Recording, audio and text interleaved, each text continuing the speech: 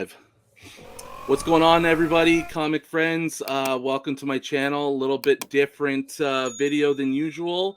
I wanted to do this for a while since I started, and wanted to put together a little, online chat with fellow X-Men collectors. And the person I definitely wanted to have on, first and foremost, was my buddy Dan from Dan's X-Men Comics over on Instagram. And he's with me now. What's going on, buddy? Yeah, appreciate you, Ryan. Thanks for inviting me, man. No problem.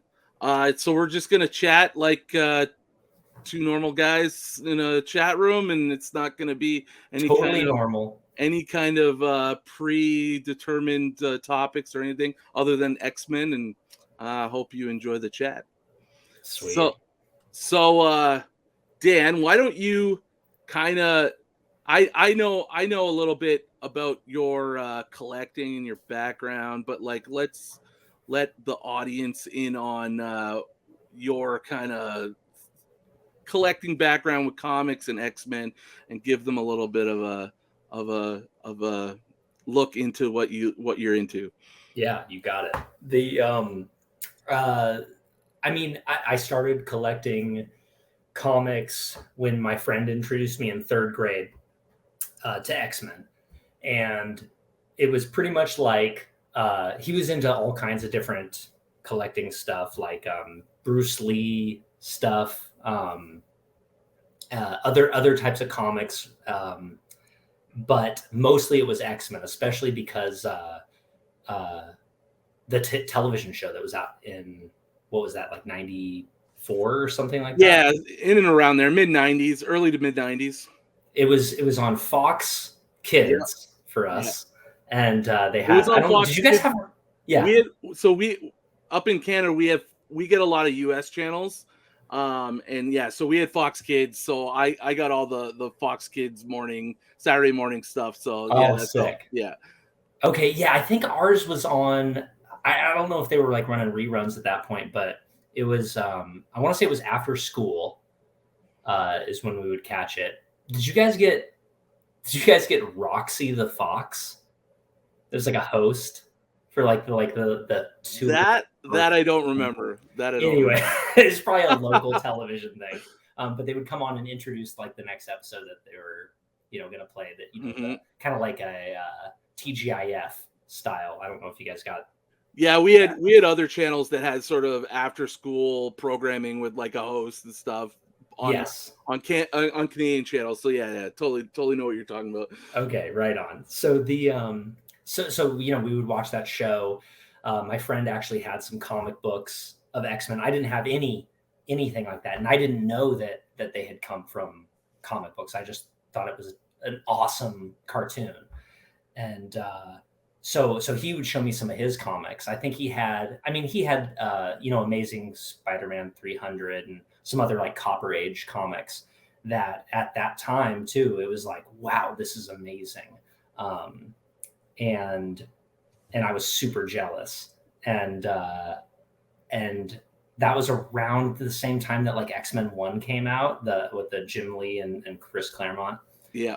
And so I definitely picked up one of those, learned that there was like 5 covers for that, and really kind of upset about that, because I had to have them all, but I didn't. I only could afford the one issue Wolverine cover. Wolverine cover, of course. Wolverine Cyclops.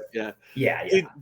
Did you have like the pick of them when you bought them, and that was the one, or was it just the one you ended up getting? That's a good question. I honestly don't remember like how it was laid out to me. Like the way that my comic shop worked was, like they had so much stuff. It was so overwhelming that I think I asked, like, hey, do you have, X-Men 1? And I think they maybe just like gave it to me. Like, this is it. This is what you want, kid. Yeah. Like you don't know what you're doing. And, got that. And that was pretty much like everything. I didn't know anything about keeping them in good condition or anything, of course, like any kid.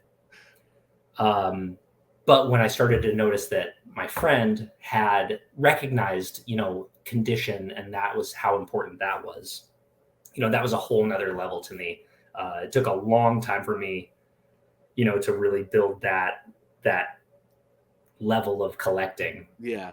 Actually, like, in fact, I probably didn't care anything about that until when I got back into collecting. I probably had about 3 phases, of collecting. Kind of forgot about it in middle school to high school, came back at it when I was around in my early 20s, and then fell out again. But the early 20s, that was when I probably got most of my collection that I have now. At probably a much better price than you could get it Oh in the yeah. last few years. Oh, it's crazy. Like because I can remember that a lot better than I could when I was younger. About what specific books I picked up and the specific story behind it. But mostly like me pretty much just aiming for mid-grade copies at that point, because I knew that they didn't look like trash, and Yeah. but also, they were affordable. Mhm. Honestly, like, I kind of feel like mid-grade copies of what I was really focusing at that time was X-Men in the Bronze Age.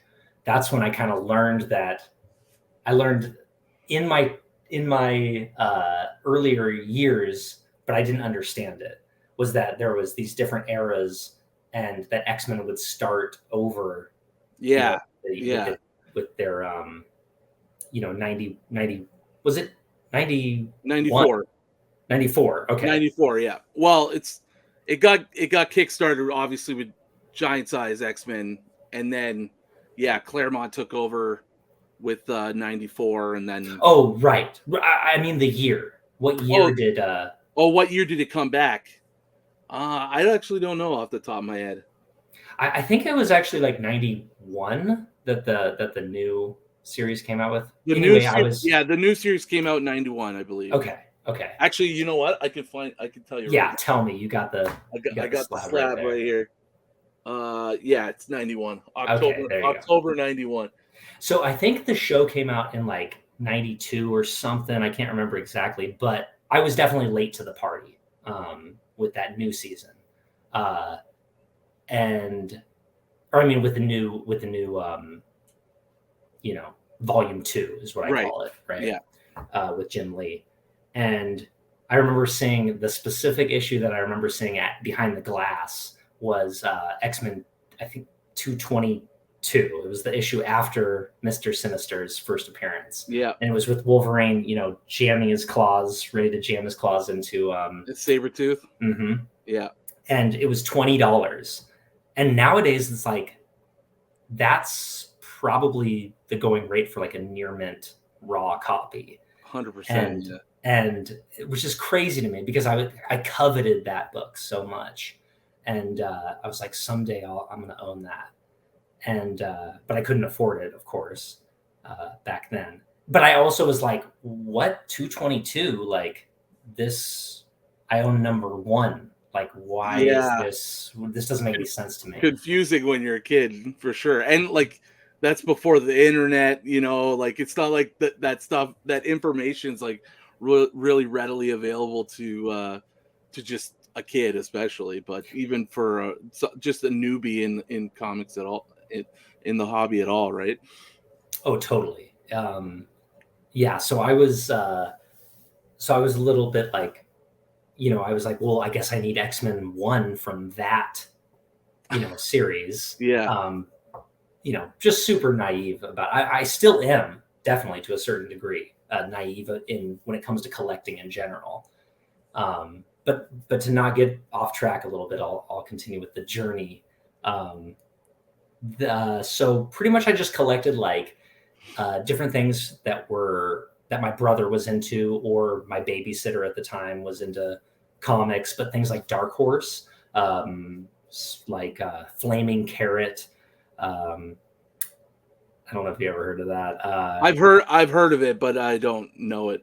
Captain Carrot, that's another yeah. DC, and then just other like indie comics in the 90s. That was just kind of obscure, Milk and Cheese, like kind of like bloody, crude humor. Um, and but X-Men was always the thing for me, and because of the show. Mm-hmm. Then in my 20s, it was the X-Men movie came out in 2000, and after that, that kind of, like, I hate to admit it because it's kind of like I don't know, it's kind of like taboo to say, like to go off of speculation. I feel like in this hobby nowadays, right? But It's like it's kind of weird. You're either all about it or you're not, because there's like you a have to very hate it. there's Yeah, two factions, right? there definitely And you is. don't want to, and the ones that hate it, you definitely don't want to get called out for it from them. Oh yeah, they will tear you apart for Yeah. sure. um, but yeah, like that really got me back into it. I remember like really being skeptical about Hugh Jackman playing Wolverine because that was my favorite character. Loved the sort of like the anti-hero, you know, Mm-hmm. I go where I want to go. Tell Cyclops I made him a convertible. Oh, you got it down good. Practicing over the years. Yeah. um, but man, I mean, he knocked it out of the park, obviously. Yeah. And I think I just was, oh yeah, I remember loving X-Men, and I gave my collection away when I was younger, except for maybe a few issues that were hidden in my mom's basement or something, which I still have a few, but nothing that's, I still have like The Tick, or something everything's in terrible condition. But the but I wanted to kind of like get my collection back, or just understand like what should I be collecting. And that's when I discovered the Claremont run, uh, X-Men 97 through, what did he work through, 284, something around that. Yeah. He well um, he co-wrote that first Jim Lee issue, the X-Men 1. yes. And then Jim Lee kind of took that run for like 11 issues and then Mm-hmm. left. And then I think he was still on Uncanny for a little bit after that first X-Men came out, but then Yeah, he went off the yeah, he was co-writing title. Yeah. several books at the same time, from Yeah. my understanding, because he really wanted to have, his hand in all of the different X titles, the Yeah. mutants. Yeah. Because I mean, he can write one hell of a story, right? That's for sure. I think I aimed when I noticed that. Okay, well, when did Wolverine come around? When was Wolverine's first appearance? That's when I learned about Hulk 181, Giant Size X-Men, and then the new X-Men. Up to Mm-hmm. to now. So that's confusing enough for me. Even in my 20s, I was like, I don't understand all of this. But I do know that comic books have value, and I like X-Men. And, I was really into like video games and comic books, just like any of us Yeah. at our age, like that's what we're into. Um, so I just started to kind of collect what I thought was affordable at that time, which was, I think it was about $5 for your average comic, Bronze Age mid-grade X-Men. And I would always do eBay auctions to buy these during work. I worked at a restaurant. I'd be on my break checking the company computer. I didn't have a smartphone then, and just just seeing what the auctions are ending with X-Men. I honestly still do that, but now but I do other things. Anyway, I am going so far off Oh here, no, it's all good, Ryan. man. I'm It's all sorry. good. Yeah, no worries. All right. I like hearing the background stories. I think so many people resonate and have similar kind of stories, right? Like especially in the X-Men collectors world, like in our age range, so many people got started from that cartoon, and Yeah, that was pretty it was pretty impactful on kids our age. totally. Big time. Yeah, for sure. And Yeah, so you know, I made a plan just because it was fun to have that hobby. Like, okay, I'm going to collect, um, you know, from Wolverine whenever Wolverine came onto the scene, and then X Men, because I recognize that some of these stories are similar to the show. Mostly the stories from that Bronze Age. They were a lot more simple um, storytelling, and it was all about the teammates working together, you know, and that was what Mhm. the show was all about, and that was like really, just really interesting to me. And then, but at the same time, I also recognized that they held values. So there was kind of a double edge there that was positive for me, you know. Um, and so let's see. So I kind of just kind of collected all those earlier Bronze Age X Men. Never filled that run, but I think that was my aim to like get the Claremont run because it was just something to target, Yeah. for no other specific reason really, and because I just liked the story and I loved John Byrne's art with specifically Wolverine, and Colossus. Like Colossus, I feel like, you know, his story really came through at the beginning of that, and you didn't see. I just felt like he wasn't as big of a part of the story later on in X Men. Yeah. Uh, I'm discovering that myself because like I'm reading through it now, and he kind of like goes in and out, right? Like there's a couple parts where he falls off. Like I'm right now I'm just getting into the Inferno yeah, saga. I'm like in the prologue omnibus. I mentioned in my last video, and yeah, Colossus, like in the last, I don't know, 10 to 15 issues I just read, had finally just come back from the Marauders tale and the mutant or Fall of the Mutants. Like he was basically like in a coma essentially, and like was gone for so many issues. And then I haven't read them, but I know at some point he goes away again, and then comes back. It's funny. He's like such a integral X-Men character, but he there's been times where he just gets kind of sidelined, which I don't love, but you hmm know, I always say yeah. Colossus never gets the respect he deserves. Well, because he never asks for it, right? Yeah, He's such a nice guy that he never wants to be in the spotlight. He never yeah, demands it, and I think that the story writers kind of recognize that. I think originally he was so interesting because he's like a brute. You know, mhm, he's just a strong guy. That's kind of what attracted me to him, and then what made me fall in love with him was how nice he was and respectful, yeah. and shy and embarrassed. You know, um, and I resonate with that too, right? Like I like to think I'm kind of in that boat too. You know, I'm a nice guy. I'm a big guy, so it's like, um, but you know, it's easy to get taken advantage of when you're that way, and you don't mhm. necessarily put yourself out there.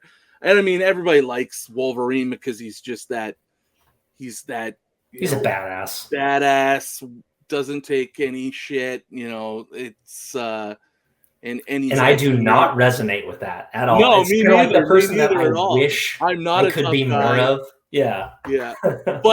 But he everybody wishes you could be a little bit like Wolverine, right? So Right. he's just got that cool factor. And I mean like his his powers are cool, the fact that he can heal, the Yeah. fact that he's got the claws, the adamantium.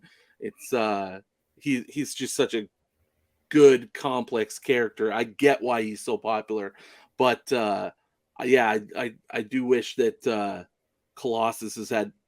Yeah, I wish he had a little bit more meat to his story, you know. But I and again, like I haven't read into the newer like once you get into more modern times, I think they've done it, interesting things with him. I've you know Yeah. I've heard some of the things that goes on with him, which I'm looking forward to finding out and reading. But yeah, I always like even in the X-Men movies, I felt like he's such just like a side character. They didn't really do him justice. Then the Deadpool movies came out, and I was like, okay, now we're getting somewhere. So I'm hoping he's gonna pop up in the MCU in the future, and they'll do him a little bit better justice Nah, on screen. Probably not. honestly, Probably not. I But don't think, I just don't think it will happen. I mean, like, we'll see. yeah, we'll see. It's very, very nice and hopeful of you. I just think that, like, the MCU, if we're gonna pivot a little bit, Yeah, we could pivot. um, I mean, yeah, I can get into to basically, like, I'll sum up really quick. I bought a bunch of comics, had, like, big life change, moved to a different place, broke up with my long-term girlfriend at the time, stopped collecting, put my comics in the basement or in the attic, and just kind of forgot about it for 10 years, came back to it around, like, probably the same time you did, like, end of 2021, kind of just like, oh shit, I got a lot of these comics. Yeah, Like, I think there's some value there. And these things are getting crazy in the comic world. I better yeah, start paying attention. and then I was absolutely influenced by everybody, Oh yeah, and fell for all the tricks, and but paid a lot of attention to other, savvy collectors, and learned a lot of things about collecting and what I should be focusing on. And hmm and basically what you should be focusing on, from what I understood, was just whatever makes you happy, right? And for me, it was definitely X-Men and value. Like, there's yeah, something to collecting and seeing the value of your comics, in other people's eyes. Like, it's kind of difficult to admit, but I'm not one of those collectors that thinks, oh, it doesn't matter, it's just all about me reading, and it's all about, like, no, to me, I mean, it is for some people, but to me, the value in the comic does have an impact on how much I enjoy collecting them. yeah. Um, No, I totally get that. I think like you said, collecting, collect what you love, collect what you want. I do. I've always liked the notion of, like, if the comic market went down to zero and it basically became unvaluable, at least I could be happy looking at what I have on the wall, what I have in my possession, I'm happy with.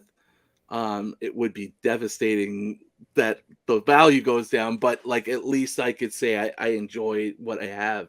But yes, but 100%, like, you definitely, I think it's also important to collect with the future in mind. Focus on the depending, yeah, Well, again, depending on what you want and like, but I like to be able to go after things that I think would be long-term value, like, hmm, ha- I collect all my X-Men books, but then I also, collect keys, or, so it's kind of a mix of both things I like, but also things that have long-term value. yeah, absolutely. I mean, this last couple of years is the first time I ever sold a comic book. I never sold a comic book in my life until 2021, the end of 2021. As I, kind of learned from other people on YouTube how to sell. That's why I started an Instagram account, was to not necessarily sell, but to make connections, like the way that, I did with you, 100%. and to like trade, just to trade up, because I had a lot of Spider-Man and other things that I like, but didn't, I knew had value, but I didn't care about, like you said, if everything went to zero, would I rather have, my Spider-Man, what was it, like trying to think, 361, or what's the, no, that's a 316, or which is like a, I don't know, The 150 or first, $200 first cover yeah, appearance the of first Venom. Yeah. Venom. Yeah, Yep. I had that. Or would I rather have, I don't know, any X-Men issue? Honestly, any X-Men issue, like, that's so. So that's what I knew where to focus. Yeah. Um, Happy to have it, but yeah, when it carries some long-term value, it's even better, right? So Right. Yeah. Cool that it's here, but really it's here in my collection. I honestly don't know how I got it. Like I think that was when I just became really addicted to eBay auctions and in like the early 2000s. And I would just go, what's the next comic book that's like 5 seconds away from being bid on? And if there's like no bidders and it's at $5, I'll bid it, you know? yeah. And that's probably how I amassed a lot of the collection that I've been selling, you know, over the last couple of years to get my X-Men 94 and to buy that collection that got me the giant size X-Men. Yeah, and I mean, like going back to what you're saying, like same thing. Like I'm on Instagram to be part of the Yeah, community. you do it. You do it another way, man. You're all up in that, like in the claim sales and stuff. Oh yeah, I well don't there's have the patience for that stuff, dude. How I do you do actually it? I love the claim sales. Like I like just sitting on a claim sale and just seeing the books. Like I feel like I've like soaked up so much information about books Oh, I and like bet. being able to say, oh, that's a key, you know, Good just call. from being on all those sales. I just like looking at the books and stuff. Now I will admit I have impulse control issues, and I Tell me bought a about it. lot of books sitting on those sales that I probably didn't need to buy. Oh yeah, So, me too. learning more self-discipline on that is a constant battle for me, but Hmm. I definitely just think it's been a valuable thing to be on, to learn more, get connected with people. But to what I was going Definitely. to say is like, yeah, I'm part of the community, and then I have, access to like people selling books, opportunities to buy books at good prices, but also like if I did ever want to like, oh, I want to sell this, Avengers where that Avengers book, First Rogue, like, okay, well, instead of going on eBay first thing, maybe I'll go on Instagram and post that I'm looking to sell it, because then I can bypass eBay fees and all that sort of Hmm. thing. So it's just good to have that as like a tool, an avenue for if I do want to sell a book or books in the future. Nice to Yeah, have that. it's And a I mean, tool that you have. yeah, and I'm even like almost approaching YouTube as that same way as I did on Instagram. Is like I'm now like getting into a new community of comic people, and I've already met a bunch of people through YouTube. That's been really great. So it's just Sweet. expanding that comic fam, and I like just engaging and making content and stuff. So I definitely think it's got like multiple purposes, whether Definitely. you're on Instagram or on YouTube.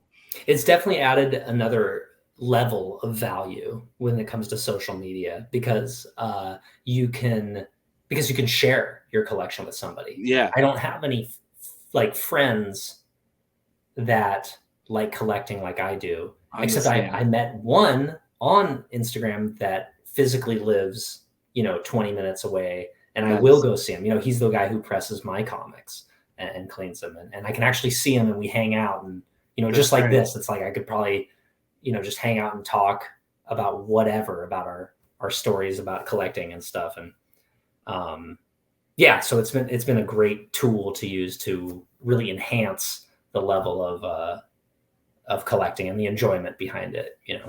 Yeah, and I'm the same way. I've recently met a few people. Um, I'm not like hanging out Like with them on physically in, we in Canada? Yeah, yeah. Sick.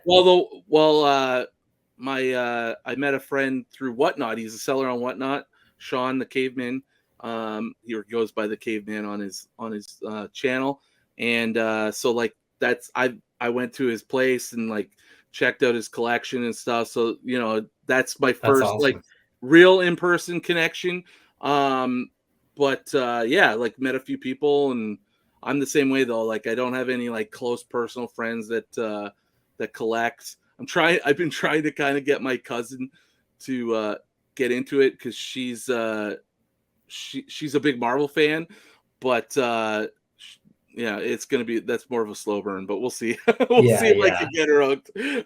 But yeah, no, it's great, and it's just it's a good way of like finding community when you can't have it, you know, in your day-to-day friendships or family. So Yeah.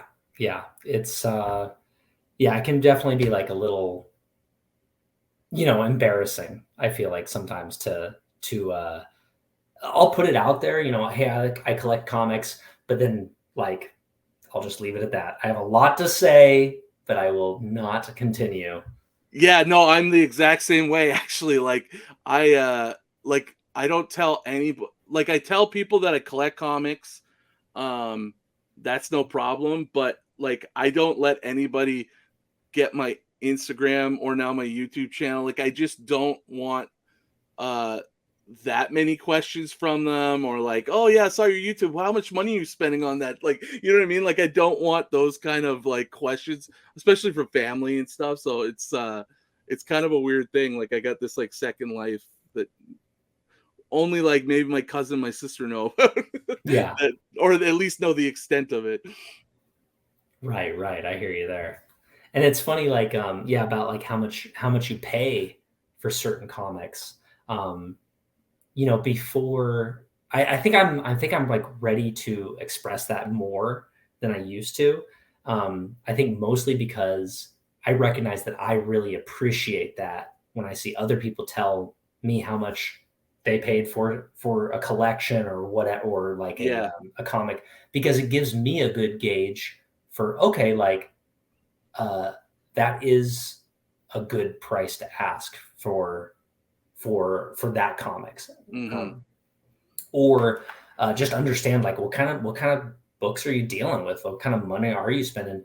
How do you fund, your comics? Because that's kind of it's kind of taboo, but that's why it's, I think, so important for me to hear a lot, because that's the kind of the key to, like, how do you afford these books that you've always wanted. How are we going to afford our Hulk 181 or Giant Sized X-Men? Mm-hmm. Mm-hmm. How are we going to upgrade? Like, what's the plan? Um, and but I get it. It's uncomfortable, like, to say I spent $1,000 on a comic. When other people are like, that's Insane. insane. Yeah. Yeah.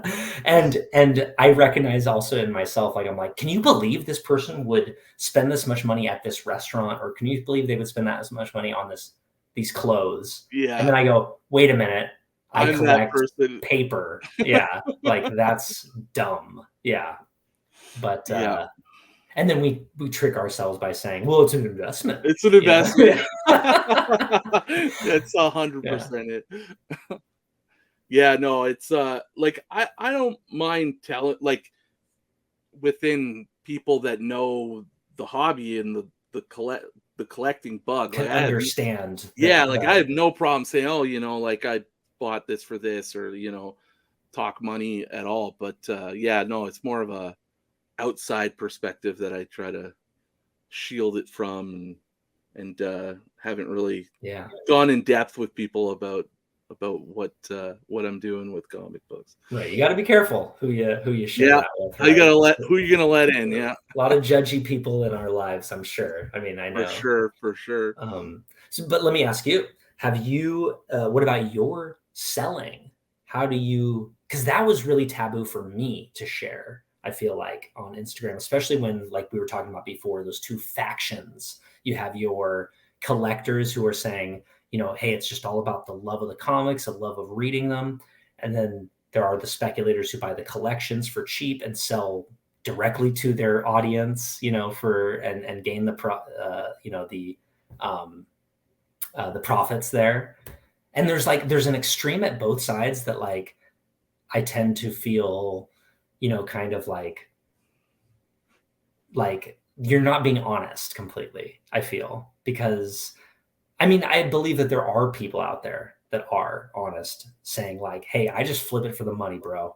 And I Yeah. really, like, I'm not into that. Like I don't give a crap about these comics. I just want to make a profit.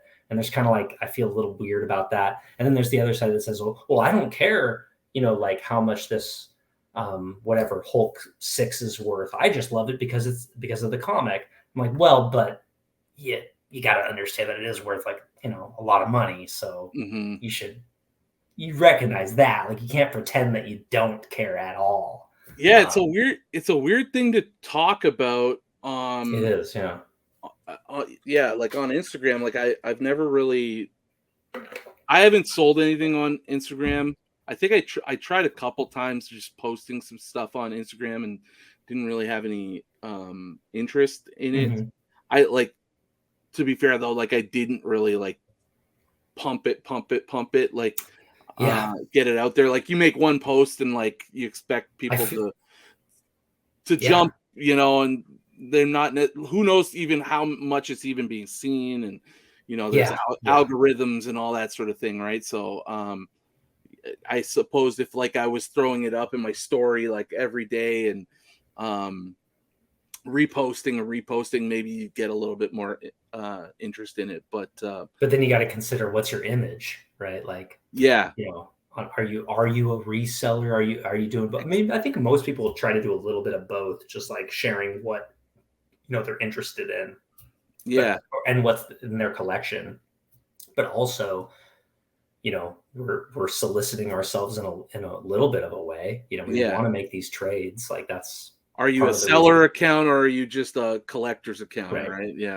Yeah, totally. and you can't be both. Damn it, you know. Or, I don't know of a really good example of someone who does it, but like does both. Like, well, here's something that I was thinking of, like Josh's comics. Do you yeah, know that? yeah, And he just always says like no FOMO on mm, his posts. But then I think like he was aiming for a specific. I think it was X-Men 1. Um, and he was saying, "Hey, I'm selling like these books just for a short amount of time, posting like Secret Wars 8, just like at a decent price, um, to fund that specific book." And it was kind of like we're following along him on his story, and that kind of made sense to me. Like I was like, okay, yeah, that makes sense. I can't help but like find myself being like judgy. I don't want to be, but like I'll notice that I'll be looking at people who are preaching collection. Like you have mhm, to buy, and that's kind of what Josh's comics was doing. Not Josh, Aaron is his name. yeah, Um, but he would push, like, hey, just collect what you want, forget about FOMO. But hey, I'm selling the super hot book right now, you know, uh, to fund this thing. But like it was genuine in a certain way, I guess. And yeah. I and yeah, go I ahead. like the upfrontness of like I'm selling a book to like pay for another book. Um, I don't know. It's hard.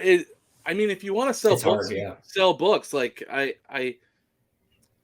get There what shouldn't be a stigma. Like there I get shouldn't what be. Aaron's trying to do a lot with his account.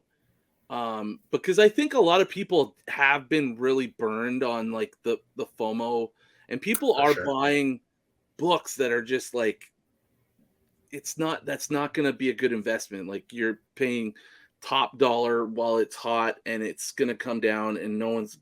And I mean, If that's the reason that's why not to they're say buying, that yeah. maybe one day it does get hot and you get your money back or you get more out of it. And I mean, if you want to invest in it, go ahead. But it is kind like there is a little bit of like shadiness to it, pumping pumping a book that's like not really going to be. It's just kind of the flavor of the week. Um, so I respect like him like going after that culture and trying to like make it less of a thing. And I kind of feel Mhm. like it has become less. Like I feel like MCU spec and stuff has really gone down, and that might be part of partially because the movies haven't been doing as good. And I don't know, like I think people are kind of smartening up from that. Mhm. Because like I know I got burned a little bit on some MCU spec, and Oh you know, yeah, I we got all did. I got hot into that when I first got into the hobby. But yeah, I guess I'm kind of talking in circles. But like No, I hear I you. I I don't mind, using your platform to like achieve your goals and stuff. I guess Yeah. you gotta watch that you're doing it in a good way. And yeah, exactly. I think that like I think we're all a lot more alike than maybe we allow ourselves to think. Like I think we polarize, a lot of people's channels or pages, uh, based on the content or what we are, you know, pre-existing, conceptions of what we think about them. And, like this guy's a seller, this guy's a true collector, whatever.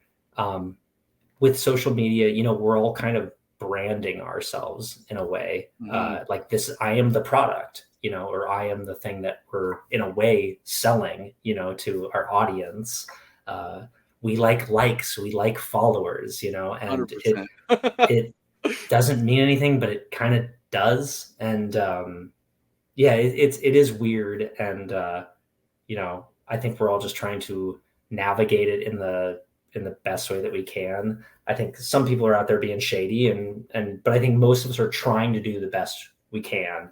Yeah. To just be honest and try to achieve our And, goals. and that's it. Like I think if you go into everything just like trying to be genuine and to do the right thing, I think you're doing it the right way, right? And the thing about again putting yourself out there is there's always going to be haters, and there's always going to be True. people who want to call you out on something. The thing is, if you do something wrong, like just take it just take it like an adult and like apologize if you did do something wrong, or move on from it. Just everybody makes mistakes. No one needs to be dragged through the mud for unless they're really doing something to take advantage of people, and they're doing it over and over again. So Right. it's I think you just got to treat people well and have good intentions, and usually you do all right if you're doing that. Well, you're doing all right, Ryan. I'm trying. So yeah, man. let's circle back to MCU.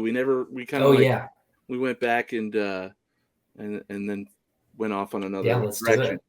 So, like, do you want what do you want to see happen, like with the MCU in terms of X-Men? Like, I know I'm just dying for a new era. That's what I want. It looks like we're gonna get all the old guys back in the next phase. All the old guys, huh? Well, like the Hugh Jackman. Yeah, but like the rumors are that we're gonna get like Magneto's gonna be back, Storm's gonna come back, like in some kind of cameo fashion. I'm not saying they're gonna get movies or anything, but okay.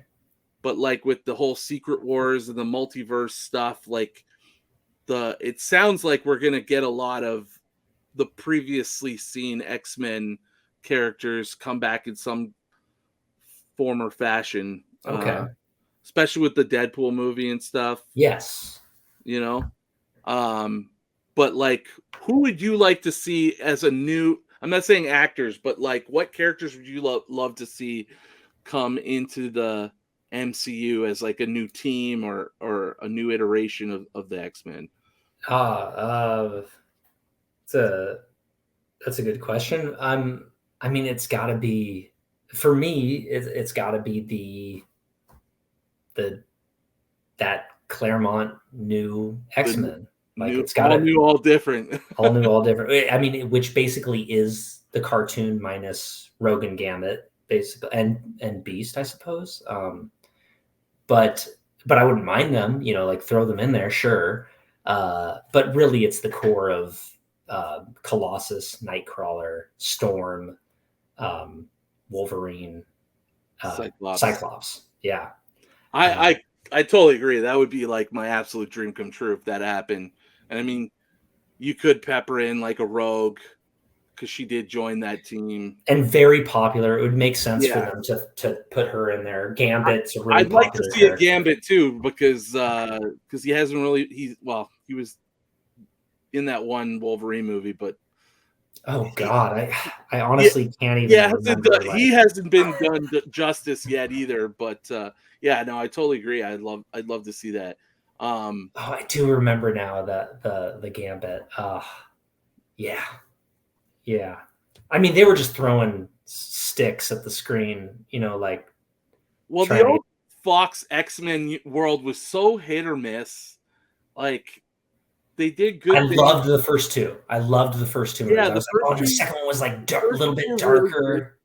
First two were really good, but like even I didn't love all the casting from those. Hell no. Like Cyclops was not good. I thought he was all right. He was kind of annoying. I don't know. Like Cyclops always felt What's that like guy's name? The chiseled chin guy. James. He's like Is in a his lot of name like. Marsden or something like that? I don't know. Yeah, I can't yeah. remember. I thought it was all right, but I hated Yeah. Halle Berry. I like Halle Berry a lot. She really phoned it all in. Yeah. No, Sorry, Halle. she certainly I wasn't. know she's watching right now. Oh yeah, I'm sure she's tuning in. She's definitely not Claremont Storm, like what we know Storm to be. Like Storm was just like is such a powerful character, has like a ton of gravitas, and Yeah, Halle Berry was just super sort of stoic. like Yeah, demure, quiet, like I don't know. yeah, playful and sort of yeah, and same with like Rogue in the first one. I was a little confused, but I also Yeah, understood, how movies were at that time. I understood movies are adapted differently than books 100%. or Yeah. whatever they came from, so I was okay with them telling a different story, right? At the time, I'll say I didn't have those kinds of same opinions because Hmm. now I'm like more educated in X-Men. I've read a lot of the run. So like Yeah, yeah, you're a total snob, I'm bro. a little more of an X snob now. But no, I agree. I think I would have definitely done something different with Storm and Cyclops, as I said. But Yeah, I Wolverine hear was you. good. But what's funny? Like when Hugh Jackman was cast, everybody was like not into it. Mhm. He's not He's too Wolverine, tall. but yeah, he's too tall, all that stuff, right? Yeah. And now people are like, how could you replace Hugh It's Jackman? tough, man. It's amazing what 20 years will do in a role. It's crazy. It's been that But long, yeah. yeah, I'd love if they did like a more comic accurate team this time around when they do I finally agree. do a new X-Men team in the MCU. But we'll see. I feel like it's still a ways away because they are. I really do think it is a ways away. Like Yeah. I'm in my mind, I'm okay with 2027 kind of a thing. Um, I I would love to have it now, but I kind of feel like we're already getting teased with this cartoon, right? It's going to come out next Mm. year, supposedly, It was supposed to come out this year. I right? The don't know. summer, right? They keep pushing it back, and I don't know what's going on with it. Um, but I mean, it's like it would just be too much to kind of like, in my opinion, to just like throw it all out there, like, oh, and then here's the X-Men are coming to the MCU, like, and it was teased kind of like in Miss Marvel when they're bringing in mutants, and then Namor and what was that, and Thor, or was that right? No, Namor was in Black Panther 2. Thank you, thank you. See, I have not been keeping up with the MCU, honestly. I think because like I'm like such a hipster. I live in Portland, so I'm like super hipster. If it's popular, I'm not into it, man. And uh, but like I can, my sister, and I'm seeing everybody loving what they did with the Avengers. And I actually just watched Endgame for the first time like a couple months ago. Oh wow. Yeah, so I really don't know what's going on aside from what I hear through YouTube or Instagram about the MCU. But the sense that I'm getting is basically like everybody's kind of chasing the dragon of like, hey, when this guy comes out, oh, it's going to be huge. And that's why I picked up this dollar book, because when this guy comes out, it's going to be huge. It's like, in my mind, I'm thinking like, they don't got time to focus like an entire movie around this character that we're specking on. No, Let alone like Colossus, right? Like, it was huge to me to see Colossus in Deadpool. That was kind of his first. Well, actually, I think he was in like he the was in the X-Men original. 3. Yeah, so Or was he in this? he's Yeah, in 2. When the mansion gets raided, he comes in and he goes Chrome, and then kind of a cameo style, right? yeah, and then he says, "Oh, I can go with you guys," and then Wolverine says, "No, like go take the kids out," and then like that's all he That's was right. in.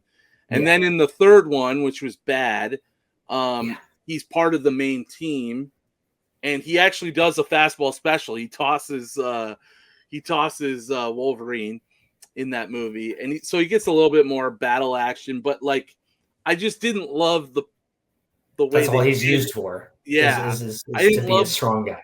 I also didn't love his look. Right, like I liked Yeah, his same look here. in Deadpool.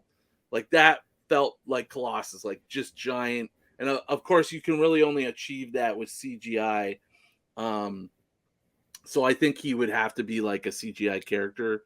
Definitely. Um, but I mean, I guess they could get like a really big dude to play him when he's not in his metal form. But yeah, I don't know. I felt like they did a pretty good job with Deadpool.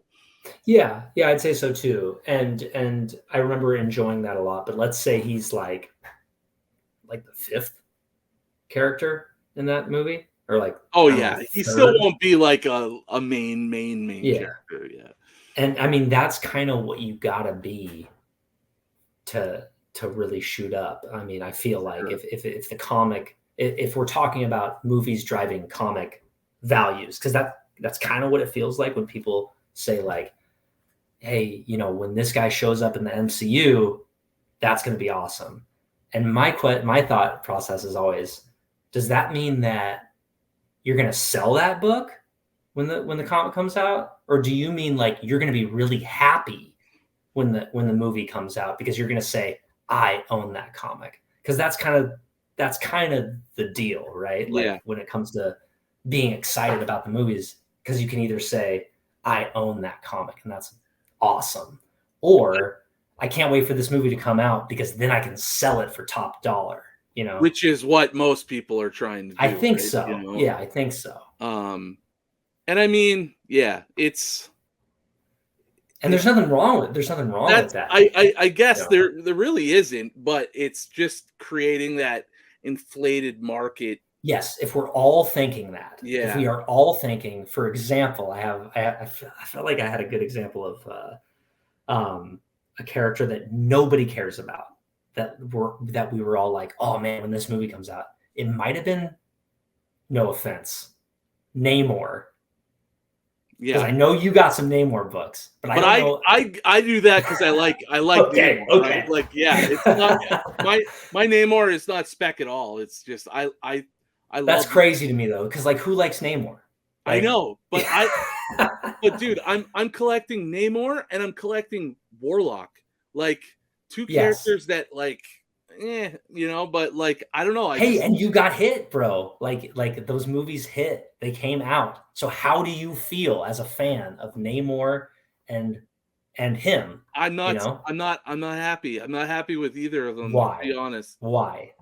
Well, I, I'm a little bit of a I'm a little bit of a like a now that I'm into comics, like I want to see guys how they are in comics. Mm, And like when they really deviate, I don't know. I didn't think Namor was too bad. I actually liked a lot of what they did. Like I liked his powers and like how they treated his feet. I love that they kept him a mutant. I loved actually that a lot of the you I guess saw Guardians of the Galaxy, by the yes, way. I'll get to that Yeah. next. Okay. But like All right. in Black Panther, I liked how the Atlanteans, although I guess they were called Talokans in the movie because they were um, Aztec descendants. I liked how their skin went blue when they came out of the water. Like that felt comic accurate. But yeah, I just like I don't know. I felt like they went a little overboard with like some of Namor's like piercings, and like he had like a stud in his nose, and I know that was like for the Aztec effect, but like I don't know, It's for the I tribal just thing. kind of prefer kind of a little more of a plain Namor. Yeah. You want to see basically like Spock, like a Spock Yeah, looking guy yeah, out and I there. mean, I don't even care that he was Aztec. Like, I think that was actually kind of a cool change, and I think they did that They partially kind of made it because like kind of a realistic sort of or a way that they could kind of explain the backstory, and then yeah. I think they were also trying to get away from Aquaman for DC, which is like takes place in Atlantis and all that. So like I think that was part of the reason they did it too, and probably just because they're trying to be more have more representation and stuff, which is cool. But I Mhm. just I when it comes to like just the looks, I like a more comic accurate look, I agree. right? Yeah. I Um, hated the leather X-Men suits. yeah, Not to get exact back to same, that, but just same. like yeah, I was like let's get their yeah. And like I wonder if a Wolverine yellow suit will look good. Like No. it's I don't think a mask is it's a gonna look tough one. good. It's a tough. I could kind of see why they maybe did go with the black leather Yeah, because it's like the easy. suits Yeah. could look really dumb. But I I don't could know. see Like I that. feel like the MCU's found a way to like make comic suits that look pretty good now. I Like mean the Deadpool suit, yeah, you know. like the Deadpool suit or the Captain America suit. Yeah. I was Like really surprised actually. Yeah, I was even impressed. Thor's stuff's Mhm. been really good. It So like has, I yeah. think they can find a cool way to do it. Um I'm just like I'm wondering about the yellow Wolverine. Like Yeah. The I mask want to see if they can figure that out. because you got to put the black makeup, like like around the eyes. You know what I mean? Like the mask Yeah, is gonna look silly, but Batman looks cool, and there's a very that's the similarities thing, there. right? So like there's probably a way. I'm not a costume designer, but Yeah. I'd like to see it. I'd like to see what if they can pull it off, but we'll see. Didn't they They say say that it's they might bring it? they said in Deadpool Yeah. 3 he's probably gonna have the yellow suit. So it'll Right. be Or four? Is interesting to that see. are we on four? Three, Or no, is it's this three. three? Yeah. Okay. Jesus. All right. All Yeah. right. Yeah, and then going to Warlock in Yeah. Guardians, like I didn't hate him, but like a lot of things in the MCU, they goofed him up a little too much. Mm. I didn't Oh, love the because fact, right, he's kind of like a child in a way, right? yeah, so Yeah. they kind of like dumbed him up a bit. I think like Warlock's By supposed the to be way, I hadn't seen. Don't worry about spoilers, but I have not seen Guardians. the Guardians movie. Okay, well I'm But not gonna. don't worry. I'm don't worry about it. Spoil away because I feel like I've already I heard kind There's of. honestly not much I need to say for like Okay. spoilers. I just the character itself is just a little dumbed down. Um, but that might be something that he can come out of in the future. Yeah. Because they did make him kind of like he's like new to life, you know. Hmm. So I'm hoping maybe they like make him a little more badass in the future.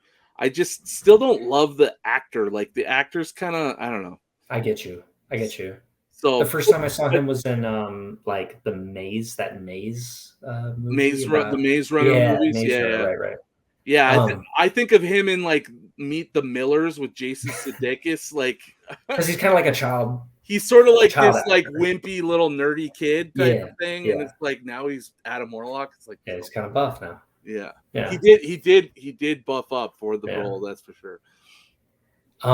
I get you though about like the childishness because even though they may have like portrayed the that character correctly, it's different when you do silly things in a comic in a few panels than when you do it in on the screen. You know Hmm. what I mean? Like you can Yeah, kind of get away with more in the comic hundred of being percent. like, Yeah, this is just a silly little detour and it's all good because that was just for your they kind of break I feel like comics break the fourth wall better than or easier yeah, for sure. than movies do. And with a movie, you kind of need to like nail it the whole way through and nail the feel. Whereas a comic book, you can kind of read at your own speed. You can put it down and pick it back up, and it kind of works in that way. I feel like my daughter's trying to break in on. I haven't seen anyone. Okay. Yeah, no, I agree. And like Warlock, he definitely got like James Gunn. Go ahead. No, it's all good. No, like Warlock kind of got James Gunn. Like he likes sort of a sillier vibe, and yeah, I wonder if like once they take him outside of James Gunn's kind of world, that if maybe they could make him a little bit cooler again. Yeah, like character development with movies, it's tough because it's not like a show where you have 20 episodes, whatever, 20 hours, 10 hours. Movies, it's 2 hours, and how many movies are you going to come out with? 4? Like that's a lot. Yeah. And so you really need, for character development, you need them to be a main character, through 3-4 movies to really feel that change. So it's tough. I mean, I think it's really cool what they've been doing with these, like, hey, these movies are going to matter 10 years from now, because they'll carry over, which is a really cool concept, something that I've, feel like I've never really seen before when it comes to television or movie media. Whereas in comic books, that really is kind of the norm. Like you follow them for a while. It's a universe, right? And I think it's cool that they've tried to apply the comic universe to a cinematic universe, and that things are connected and they impact, the storylines or the worlds or the universe in a certain way. It's definitely just like it's hard to expand that cinematically without it getting a little too like all over the place. You know what I mean? Like I feel like what they're gonna have to do is, I think one of two things is gonna happen. I think they're gonna either kind of do a bit of a soft reboot with this multiverse Secret Wars thing that they're building towards, where like they'll introduce a Fantastic Four, a new Fantastic Yeah, that's Four kind of like team. the next step, it seems like, right? Yeah. Like we're all kind of waiting for that.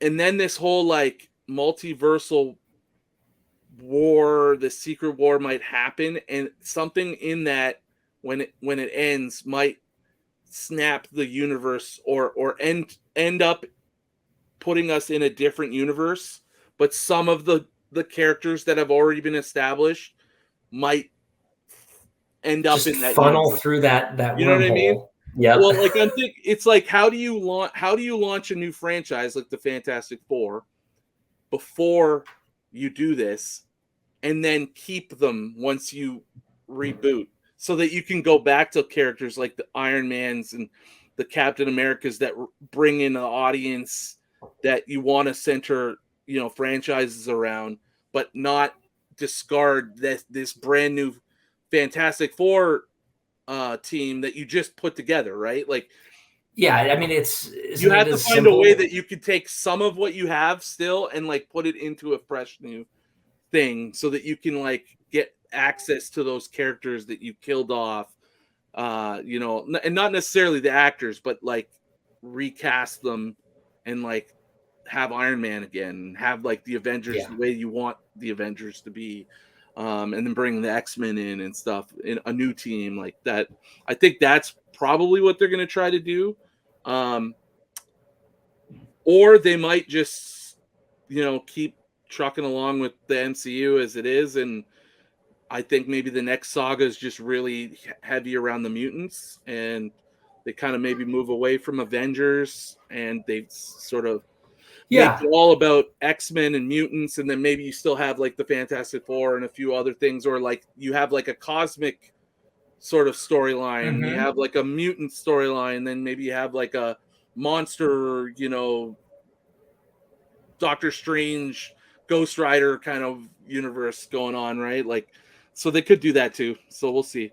I think it's all of the above, kind of like, and you really can do that with comic book storytelling. It's so much easier again with comic book storytelling, because you could just be like, it's a comic. You like, draw it's okay. it, you write it's okay it, to just be like, I don't get what's going on. It's a freaking comic. There's another, kill a character, bring portal it that you back walk to through. Life. But in movies, you kind of have to explain it, because critics are so tough that they're like, but I always ended up having more fun with the Marvel movies when I go, it's just a movie. Just enjoy the movie, Yeah, 100%. as long as it's fun. And that's something that's great about the Deadpool movies, and probably why they were so successful, I would guess, is because they don't take themselves too seriously. So they can have some heavy hitting stuff, but at the same time kind of be like, remember, this is just a movie, so chill out, And that like that fourth wall breaking, acknowledging that, oh, this is a movie, acknowledging the audience is like part of the what's going on, kind of gives you more liberty to do kind of crazy things, and then go, oh no, never mind, like time machine, boom, let's change everything. Like, so that they've definitely like set the Deadpool franchise up for doing kind of crazier things every time they come out. I mean, the narration bars in comic books, that was a way that the writer could explain to us what's happening. Whereas it would be weird if there was a narrator in movies. It's Kevin Feige. He just comes on. He's like, this just is the part where we had to change this thing. So yeah, all of a sudden it becomes a docudrama versus loose molecules and yeah. Exactly. But yeah, I could see them doing that, like rebooting certain teams and being like, well, this is the X-Men team from this other universe, like this other world that we're bringing in to meet with the Fantastic Four, team. And that, it seems like we're all kind of on the same page as comic collectors and enthusiasts, that we were thinking, I mean, I believe this is right. It's like, we're all kind of thinking, okay, well, Fantastic Four is the next team to come along. And I think Avengers will kind of be phased out a little bit, but with maybe a little bit of bring back. And then we'll see. Yeah. Maybe they'll move into, we're all kind of hoping, or at least you and I are, that the X-Men will be the next big, thing. And maybe they'll be as big as the Avengers were, or honestly, like, in my opinion, it could be bigger, man. X-Men's no, huge. I don't know, man. Like the way that Avengers blew up the way that they did, like, I'm curious if we're ever going to be back like where we were as far as like the mainstream media hype over superheroes. That could be. There's something to be said that like maybe there's some kind of superhero genre fatigue happening, like feels like that a little or bit. We've just climbed that mountain that peaked at Infinity War and Endgame, and like to reach that level of hype might be impossible, but I don't know. It's hard to. It's cyclical, also. It is, right. Like, and that's why maybe like if you just kind of went in a whole X-Men mutant kind of rooted story, it'll feel fresh. And I mean, man, people love. You could do mutant X-Men stuff. You could do that for like for 20 years. Yeah, 100%. Like I didn't really see that with the Avengers. That's why I was so surprised. Like, do people really love Captain America? Do people really love Thor? Like, it was never super popular when I was growing up. I mean, there are obviously fans. I mean, like, I'm not that like narcissistic to think that X-Men is the only way to go. I think the movies help those titles regain. Yeah. I mean, obviously they're historically significant and they have a following, but yeah, you're right. Like the Iron Mans, the Thors, even the Captain Americas, like they weren't as popular, in our time. I thought they were cool. Yeah, sure. I remember seeing them in that side-scrolling beat 'em up Avengers video game in the arcade. Yeah, remember that? Like, I don't think they weren't like unpopular, but like there were like, I feel like X-Men and Spider-Man have just been the king of the Marvel mountain. They've been at the top for like since the 90s, and those characters, although they've been around, they haven't really been like the bread and butter of Marvel. And that's why Marvel didn't. That's why Marvel had their movie rights, right? Because they didn't sell them off when they sold off Spider-Man and X-Men, when they were going bankrupt and they needed to get money, like those were the really juicy properties that they sold off to movie studios. Um, and luckily they were able to hold on to like the most of the Avengers and stuff, and they just did such a good job with them in the movies that I think they've brought them back to like the popularity that they're at now again. But I tell you, like you put a new X-Men team out there and a huge new storyline, like I don't know, man, that could be Man, the next big thing. It really could be. yeah, I am excited about having that in the back pocket, just having that as your, ace in the hole. Because you're right, like the X-Men have been so huge in popularity when it comes to Marvel, and they really haven't been utilized outside of the Fox franchise. Spider-Man's been done a bunch of times too, between all the different Spider-Man actors, and they've all been pretty wildly successful. And then look what they did when they brought all three of them together in that last Spider-Man movie. Like that was really cool idea. Incredible. Yeah. I We all like throwbacks. Still to this day, though, I would say my favorite movie outside of like the MCU in the superhero or Marvel world was the X-Men Days of Future Past movie. When they brought the new X-Men and the old X-Men into one movie, and like I mean it wasn't like comic accurate to the Days of the Future Past storyline, but like it was really well, that was like 2 issues. It was really cool, man. Like and like some of the fighting with the Sentinels and all that stuff, it was pretty cool. Like I really enjoyed that movie. And that's the kind of thing like it brought like the old and the new together. Like that's the kind of power now that Marvel might have when they bring back, the old X-Men. They, have cameos for Iron Man and Captain America again. Like when they do the Secret Wars, like that could be really quite popular. Like that's my hope that like they could get that hype back. Like yes, if they did when they will do that, because I think that's what's going to happen. Totally. As long as they do it good. Right. Yeah. Well, we'll just have to wait and see. I mean, I like that we don't know yet because it's just there's something about like not knowing what's coming next that's exciting. Almost like if you ever like you go on a vacation, almost like when you're planning and thinking about the vacation before you go, it's almost like just as exciting. And then because you might get let down when you get there, you're like, this isn't what I expected, but the hype leading up to it is quite a feeling, Totally. And so many possibilities, it is fun to speculate in that stuff. Mm-hmm. And speaking of speculation, that's the next question.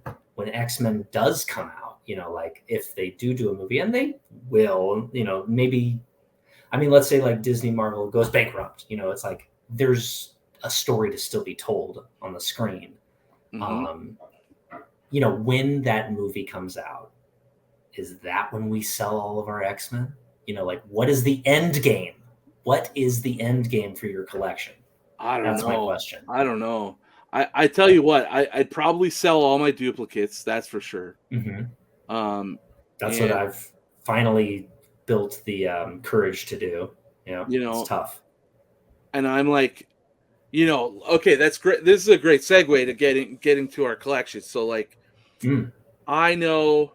So when I got into collecting again, obviously I wanted to get into X-Men, but I hadn't had a goal, or a specific thing that I wanted. I just knew I wanted to get X-Men books. And I don't know if it was like when I started following you that I decided on it, or if I kind of came to the conclusion around the same time that I met you on Instagram, but I kind of came to the same conclusion as you, which is I wanted to stop at 300.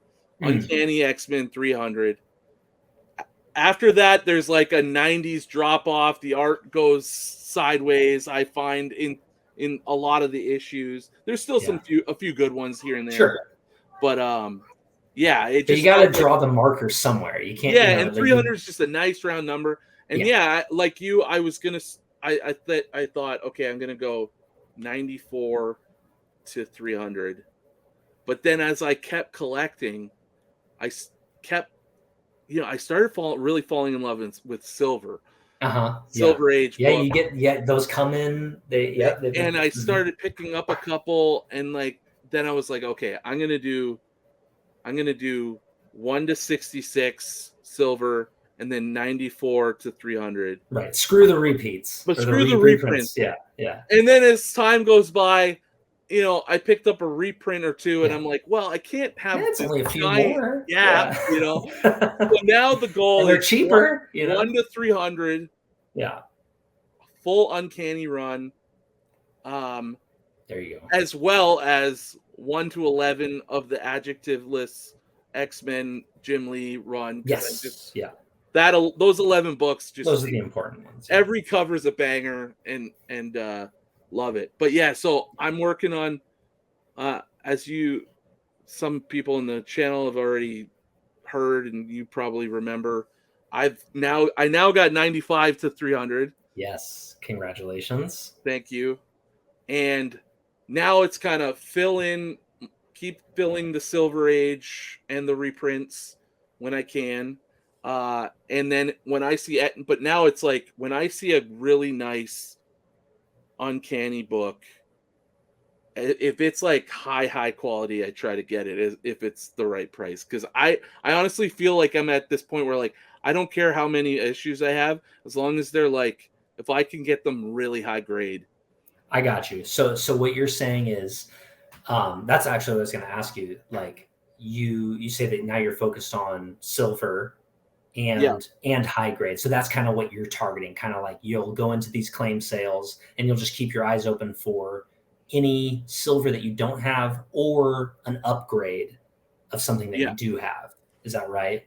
In addition to like some of the other things I'm hunting, which is Submariner, Alpha Flight, and Warlock runs, and then also, my targeted books or keys that I want, things like Mm-hmm. that. But yeah, Yep. like, and I dialed back X-Men. Like, I don't need to buy, like, I was just buying Uncanny like every time I saw it. But now Mm-hmm. it's like Yeah. very, like, if it's like a 9.6 or a 9.8, I want to grab it, right? Yeah. Um, so like I would love one day to have like multiple runs of the 94 to 300 with just like lots of good copies, and then that way, like, if it does ever pop off, like, I have all these spare books that I can sell if I want, right? Yeah. Yeah. But I'll always keep probably one full run, my 1 to 300 run, until, I don't know, one day maybe when I decide I don't need it I'm too anymore. old I, for this I want shit. some money, I want to pay my mortgage off or whatever, right? Like, um, but yeah, until that day that I don't see anytime soon, that's kind of when it comes to the books. You know what you just told me? You don't have an end game. You don't Not have an really. end game, bro. I'm a collector. I like having That's them. right. You know what I That's mean? right. Like, And there's I nothing wrong with that. There's nothing like wrong with going that. back to our discussion. Like, yeah, I want long-term value, but I want that so that when I am ready, or I just decide on a whim one day that it's over, you know what I mean? This is the Yeah. end game.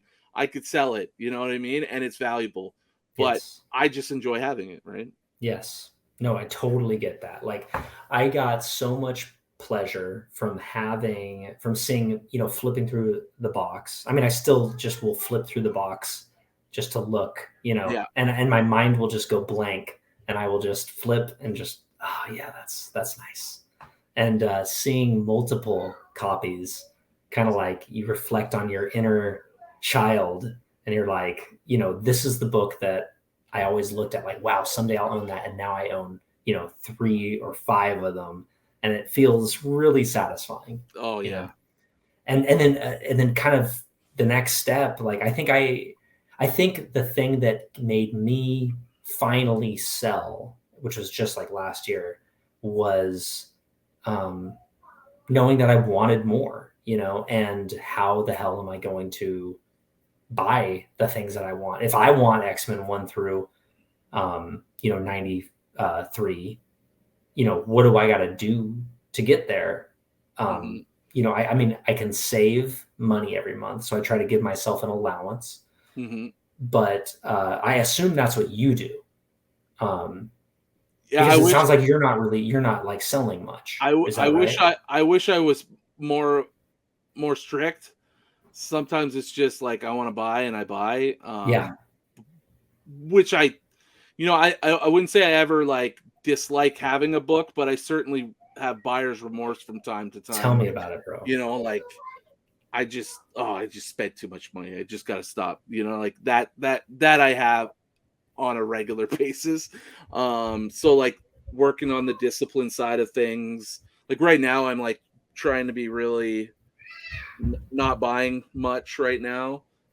Even though I still have books trickling in that I bought already like weeks and weeks and months ago that haven't arrived Wow. yet. So like Oh, it wow. feels like at least that what's nice is I haven't purchased anything for about a week, and I'm hoping to like You're jonesing, dude.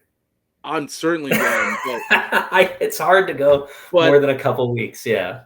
like I really want to have like a nice dry run for the next little bit. But what's nice is I know I still have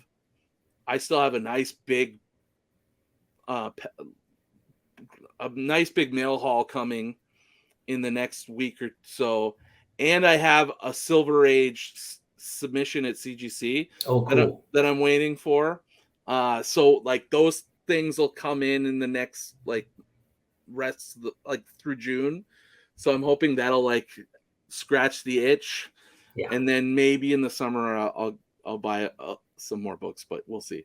Yeah, yeah. So that like based on what you told me, like it sounds like you don't really set yourself a budget. You just kind of go until you start to feel guilty. Is that Pretty right? much, Yeah. which No, isn't a good thing. Like but I've been there. I'm Yeah, not I've been proud there. of it. I'm not proud of it. And Yeah, it's the same with me. I do now keep a spreadsheet of because it would just be like, well, like, I have my family, so it's like we share money.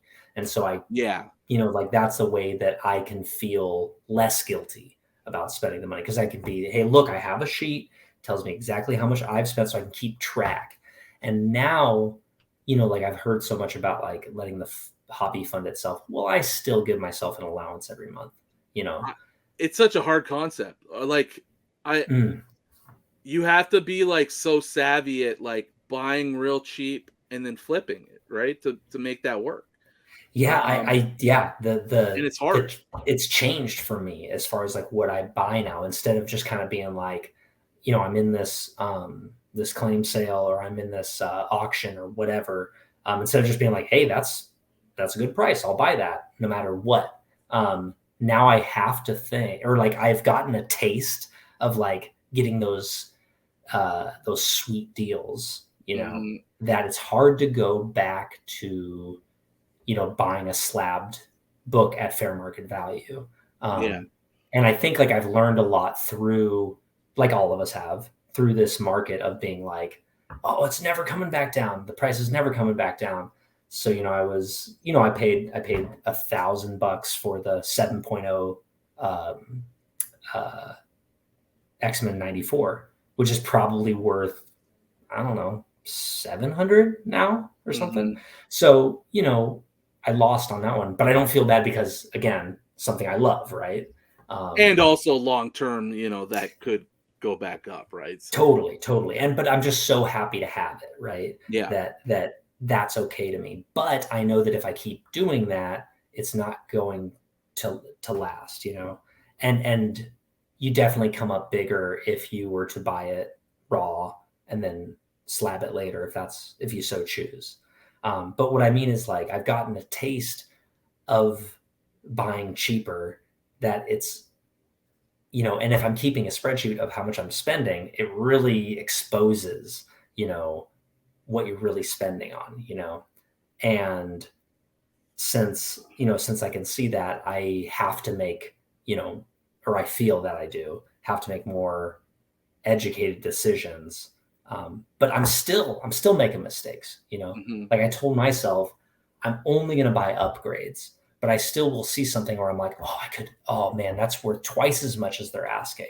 I'm going to buy that, even though Yeah. it's a downgrade to what I already have. And I know I'm just going to open it up, inspect it, and then just put it in my box and be like, I'll sell that sometime at some point. Yeah. I have so many comics that I still need to sell, and I hate selling. Yeah. Just because like it feels good when you sell it, you know, and you're like, hey, I got that money. But taking the pictures, posting it up, you know, like waiting around, like knowing that that's what you're doing, it's just like it's just kind of it's a slog, you Yeah. know. Oh no, I totally I've like I've sold a bunch of books on eBay, and Oh, cool. it's like honestly such a hassle. Like taking Yeah, the photos, and like I'm a little bit of a perfectionist, so like I go in to like I'll take the photos on my phone and then I'll put them in a Photoshop, and I'll make sure like the backgrounds are all like clean. Like yeah, I don't like touch up the books because you want those to look to be accurate, but like I make sure like if it was like really dark or like the photo was a little more shadowed, like I brighten up just like a little bit to make sure that the photo's accurate to the book, and like so make like sure I your do hairy that. legs and toes are not in the picture. Yeah, and like Yeah. crop it and all that sort of thing. And then Yeah, and then you got to do the listing, right? You got to write yeah. like and Got to make sure that all that information is accurate. You got to make eBay's sure you're asking the right price. eBay's yeah, so you got to research the price, you got to see what it's being like, what are your comparables on eBay so that you're not like you if you want it to sell, you can't like ask for the moon unless you're willing to sit on it. You got to try and price it competitively. Yep. And then but then also when you're building out a listing, it's like eBay wants you to just add so much detail to the listing, which of course is good. You want to give as much detail as you can, but sometimes there's details you just can't even like add. Yeah. And then eBay will say like, oh, you need to add more, uh Yeah.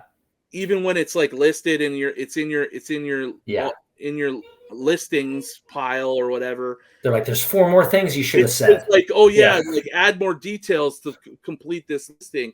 And sometimes that holds you back from like being able to like send offers and stuff like that. It's like it always just asks for more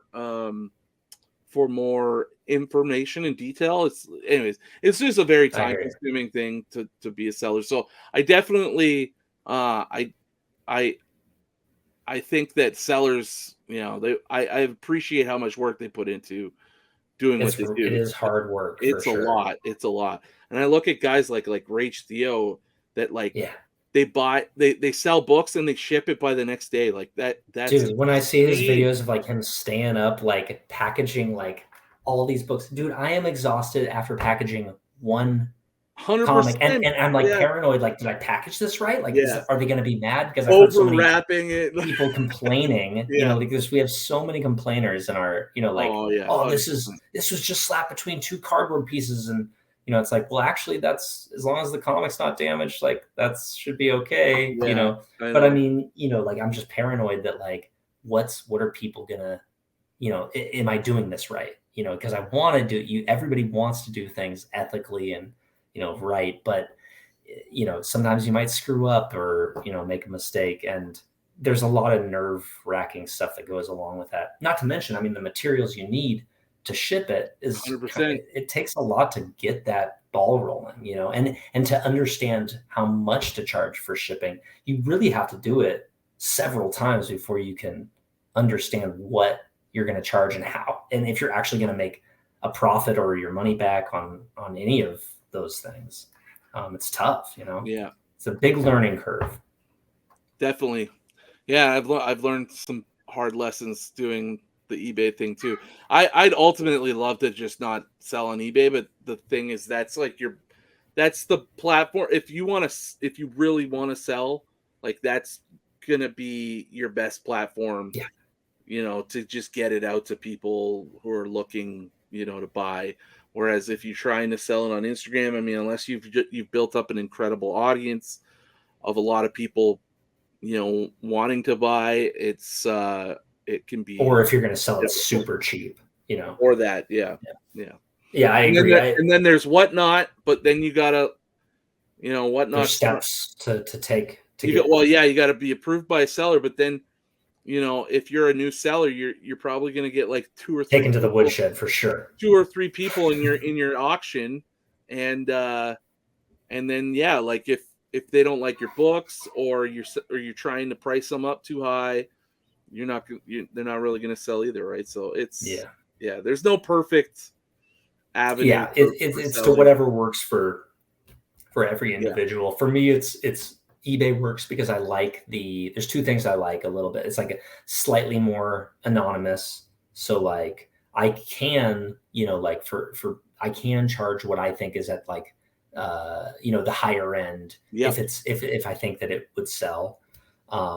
Or basically, like, and I know there's fees, but for example, like I feel embarrassed to uh to charge fair market value for a book on Instagram because I feel like everybody wants under fair market value. But I mhm. feel okay to charge to ask, even just to ask fair market You value or should a little at bit least more ask on. for you should at least ask for that because everybody's gonna try and chisel you down, right? Like Exactly. Yeah, you exactly. gotta you gotta start from a place where you're comfortable coming down from, right? Like Yes, yeah, exactly. Because that's inevitably what happens. I've sold maybe only like 4 times on Instagram, and each time was to a reseller.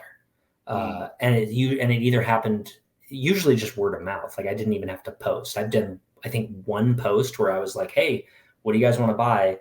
And I think it's like Merck's Comics was the first person to be like, "Hey, how much for all of it? Like take 20% off of your asking price." And I was like, "Oh, I guess that is cheaper." But my goal was to make connections and sell each individual one at a good price to a different person and be like, "Hey, look, we've established a connection." But instead I just ended up bundling it all, selling it, and then 2 weeks later I saw it on his claim sale and I'm like, what the fuck, dude? that's Like, kind of like I was like, that I was that's kind of offended. a Like, crappy yeah, that's kind of a crappy thing. Yeah, but I mean, the dude's been good to me. Like yeah, he paid me what I was willing to take on it, and he's always been nice to me. And he's commenting, and he's a nice guy.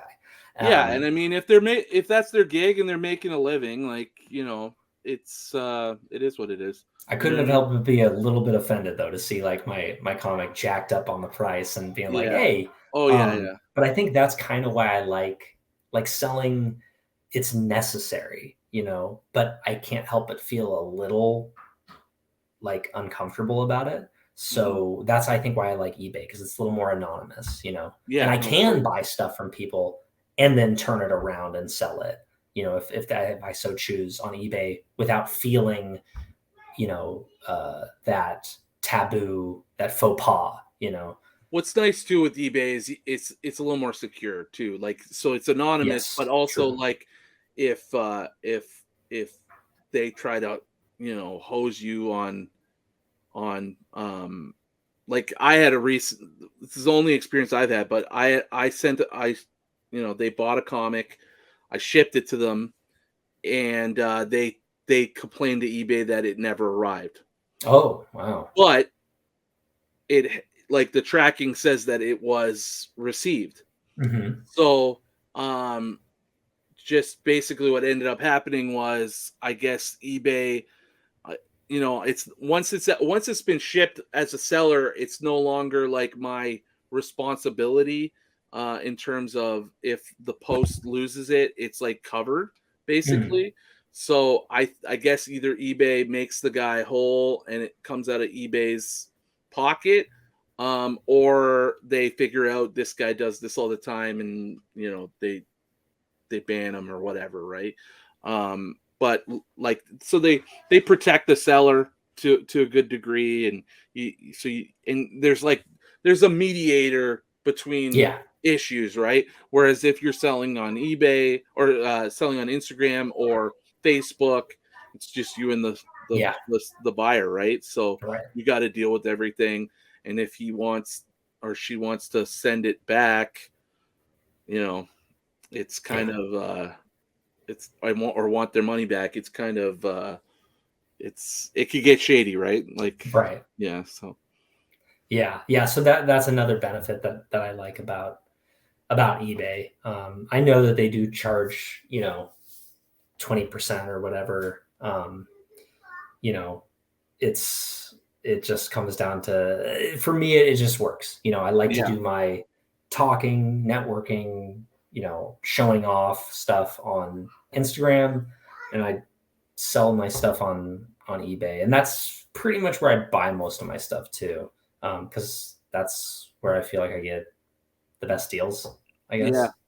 I mean, I buy from all over the place. Like Yeah, you do. Whatnot, I got back into it. Like when I first started with Whatnot, I got really into it, and then I didn't kind of like how it had gone. Like I felt like I got really competitive, a little Mm, spiteful at times. Like, and I bought books mm. that I shouldn't have, and Oh also like yeah. you do, it's hard. Like I felt I got a little bit taken advantage of too. Like you get a book and it's not really the best condition. Yep. There's things you didn't see about it on the stream. Oh yeah. So I completely like stopped using it for a good long time, and then I jumped back in, and now I kind of know how to use the app. Like I know how to hunt for like the right situation to buy, and I know certain dealers that are reputable. So like I only buy from like handful of sellers on there. Hmm. Or I go into rooms where like they got decent books with not a lot of people in there. You know what I mean? So the competition's lower for things. Yeah. I've gotten some pretty Yeah, good you're deals smarter and about stuff. it, about Yeah. using it, and So you I know how to. recognize your kind of shortcomings when it comes to Yeah. using the app. Because damn, that was like Yeah. Whatnot was.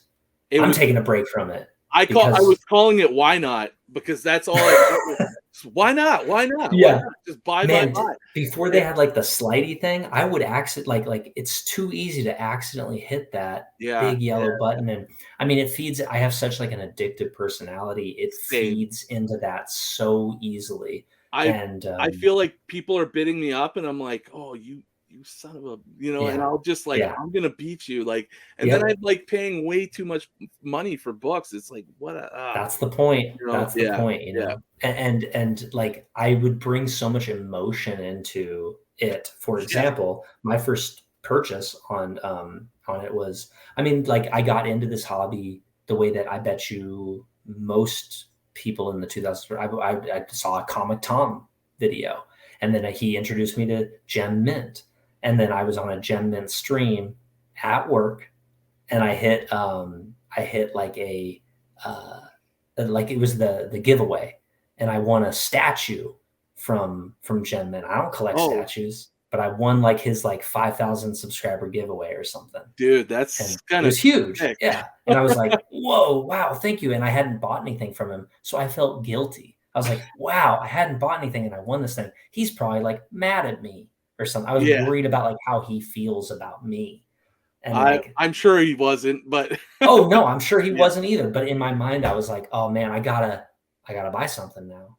And then, he was doing, like, an omnibus sale, like, the next week or something, and I remember I was just like, "Well, I'll at least show him that I'm interested. I don't want any of these, but I'll show my interest by placing a bid." Um, I thought I that, already know where this is going. yeah, yeah, I just thought, "Well, at least he'll see my name that I am participating." Um, but I do not want this stuff, right? And he had said something like, "Oh yeah, this I got it right over here. This Why the Last Man," which is a great story, by the way.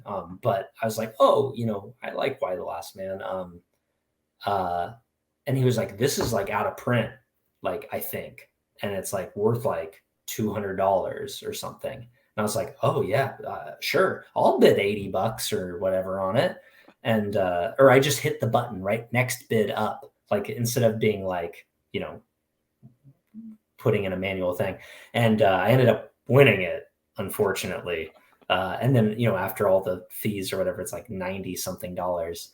And I remember just like my heart sank into my stomach. Like, oh man, like, I bet I could probably cancel this, but I was like, but I can't do that to him. He Yeah, gave me a after he gave you the statue. statue. Yeah, I cannot do that and be that guy. And so I was like, it'll be fine. I'll just have to tell my wife, that we spent $100 on this, um, and And that was a big lesson, like basically nobody cares about me, like in Yeah. when you're bidding, nobody sees that you're, participating like that. It doesn't matter. You got to do what's best for you, when you're bidding on these things. And oh, but then I looked up the retail value. I could have bought it for $40, on so I spent twice as much as I could have spent. I didn't even want the thing. But it was a lesson, it was a lesson. And then I bought another thing, not on Whatnot, but on a Instagram claim sale that Rage Theo had put out. And he graded the book. I wanted the X-Men 60. It was first Sauron, because that's one of my favorite X-Men Dope book. villains. Dope book. Yeah, totally. Had I seen the book up close, I probably wouldn't have bought it. So I spent I think it was like $100.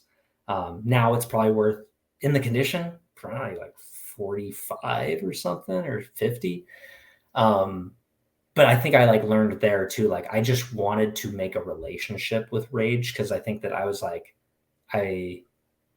and so I felt and same thing with Gem Men at the time. I was like, I want to establish a relationship, and I felt like this is the I did the only way I same can do things, it. man. But they don't care. I mean, what they care more about is you just commenting, or you talking to them and just participating. Yeah. You don't need to buy the stuff, They're it's funny. They kind of become like these pseudo celebrities in the comic totally. world, right? And Yeah. you want them to know who you are, right? But they're just dudes, man. Yeah. They're just a few years ahead of you and I when we started our Instagram channel. I'm not Right. saying we're gonna blow up to that Right. Well, they had this drive, right? That they sure, were they yeah, were accelerating 100%. and boom, boom, But boom, yeah, they're moving, just good hustling. dudes. They're both Mhm. pretty good dudes, right?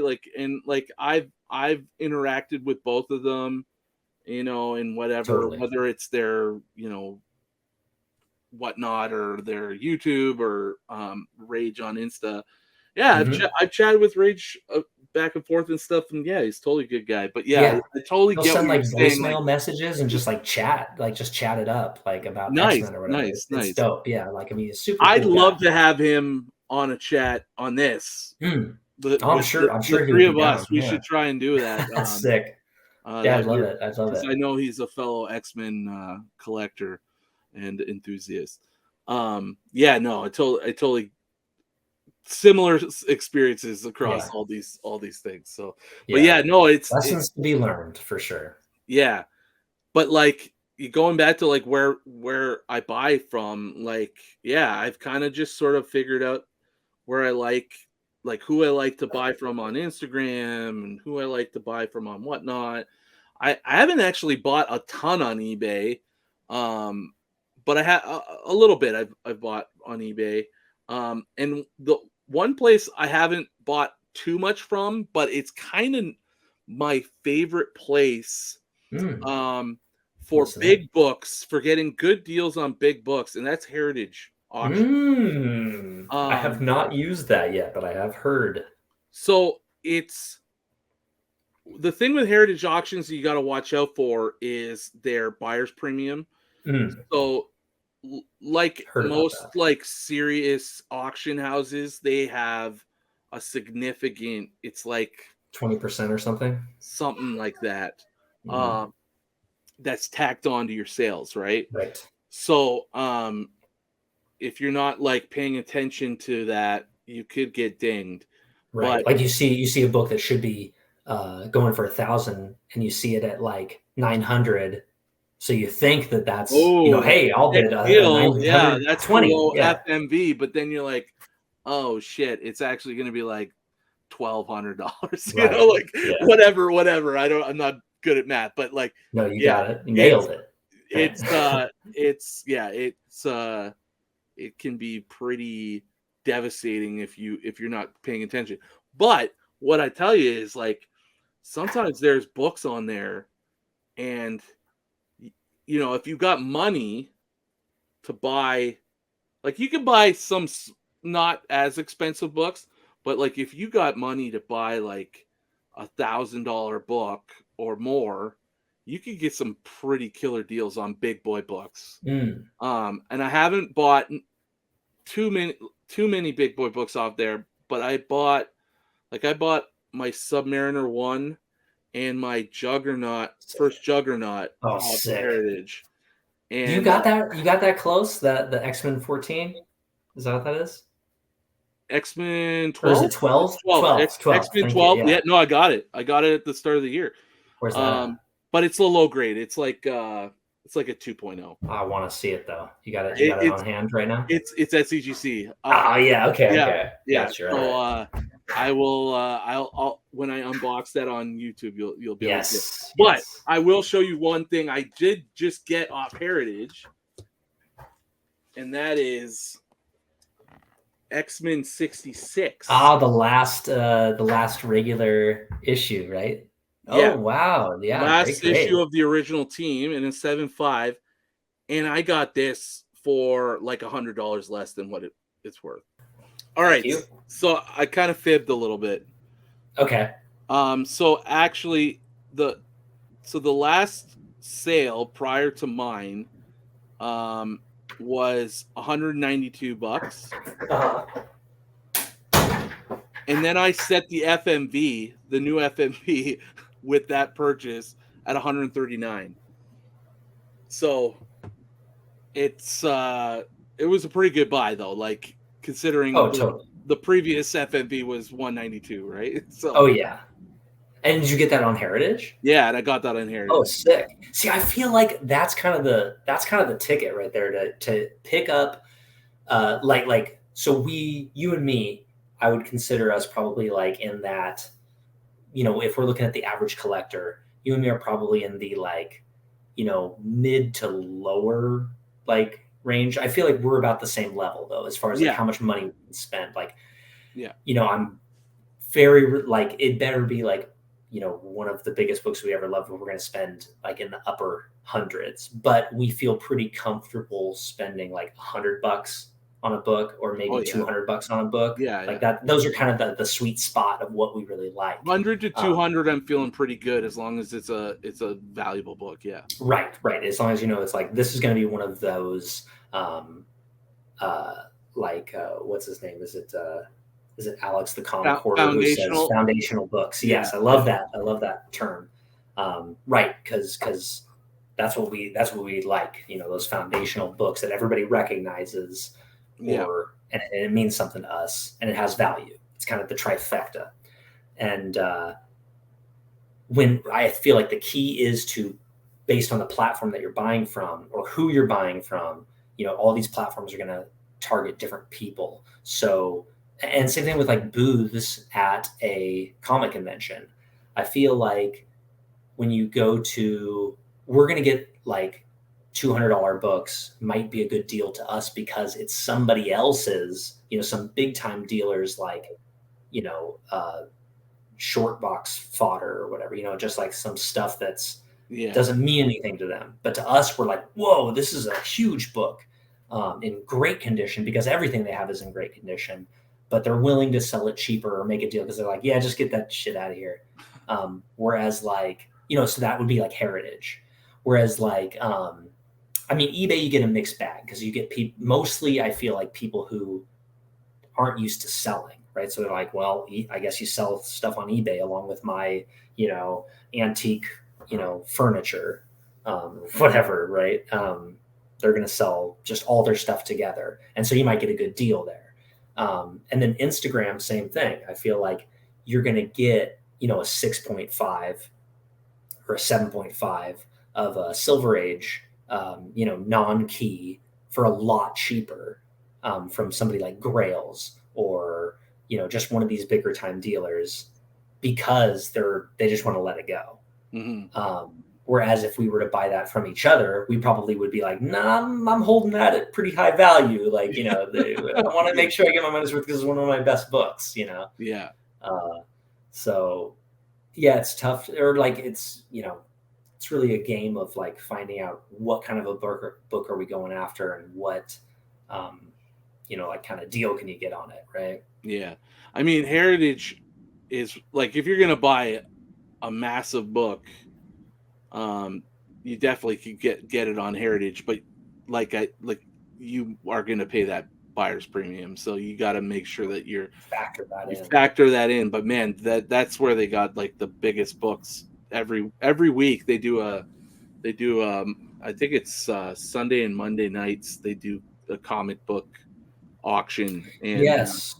and Yeah, it I yeah signed up finally. I get the emails, but I never participated they in have an auction. everything from Amazing Fantasy 15 to like in I don't know, like X-Men 1, like in a 9/8. You know what I mean? Like they Yeah, have that's so it nice. runs the gambit, and sometimes you can get like groups of 3 comics, or sometimes they have little lots, and See, that's the key. I feel you like can get a little. there's probably not as many people like me, on Heritage, because like people like me expect it to be the Amazing Fantasy 15s. Like that's Yeah, those huge totally, books that I can't because they're afford. a legit auction house, like big time stuff. But yeah, Right. they got everything under the sun. You just gotta get on there and I sift do. through it and sift through, and you can look at all the books before the auction, so you know what they got. And Good. you or if you're looking for it, it's also a great place if you're looking for a specific book, right? So you can like filter. You can go on to their app, you could search, oh, like I want a X-Men 1, so then it'll show you all the X-Men ones that they have, either in auctions coming up or in future auctions, Oh, like okay. down So the okay, line. Yeah, and you can do pre-bids. You could put in pre-bids before the auction. You could be on there live during a live auction, bid live when the item comes up. Yeah, cool. it's cool. Yeah, it's What good. other books have you picked up off of Heritage? So just the Submariner one. I This year it was the Submariner one, the X-Men 12, and then that X-Men 66. And I think last year I bought, what did I get last year? Last year I tried buying a couple like smaller books. Like I had a random Avengers book with Fire Lord on the cover that I just bought and flipped, not for a lot of money. What else did I get? I don't know. I can't. It's not a lot, so it's like the ones from last year kind of fade into the abyss of comics that I bought. Yeah, So, there's a little um, haze. Yeah, yeah, just a handful of books here and there, and yeah, cool. and it's good because they're also they come with a grade, even if they're raw. It'll say, it's VF minus or whatever, and Gotcha. so I mean I don't know how reliable that is. I'll find out Yeah, I'm on curious. my next Silver Age submission that comes through. So because the Subby one and the X-Men 12 are both in that, so I'll Yeah. see it. I'll be able to see what Heritage is or how good Heritage grading is. Yeah, I wonder, do they like regrade it themselves? Because I'm pretty sure like my comic shop, when they take I don't things in, no know. matter what you say it is, they will give their specific grade to what I they would think hope it is. that's what they do. Yeah, okay. I don't know for sure. I guess it Um, depends on uh how much money the comic's going to bring in. They're probably not going to yeah, give I assume individual grades for $5 they comics. have experts that can do an assessment and give it a Yeah. grade, or at least a range.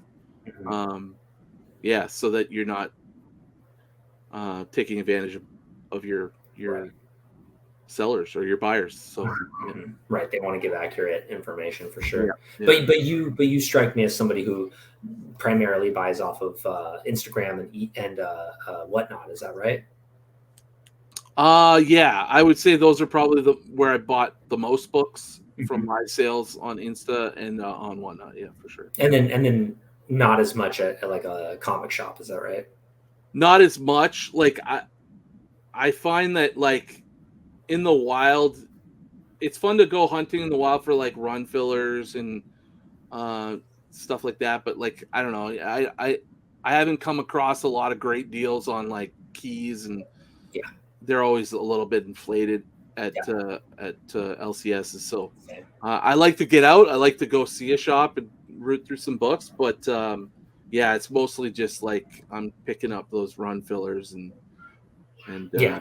the the $1 to $10 Yeah. book, so. Yeah, same here. It's like sometimes I'll see things that, oh, I like this, and right, it's like the condition. I mean, we're talking fine, Yeah. condition, and for most of them, so it's like they're always downgrades from what I have, and if I think like, oh, I could sell this, I'm buying it for $7 and I can sell it for 10, but then after the fees, it's 7 again. Mhm. So it doesn't happen too often. I actually did do, like that. The last one I did, I bought one at like $7 or $8, yeah, and sold for 14. So it was really just like, what am I doing? Like it's just too much work for, it's double the price, but is that really worth it? And then all the wall books are like definitely,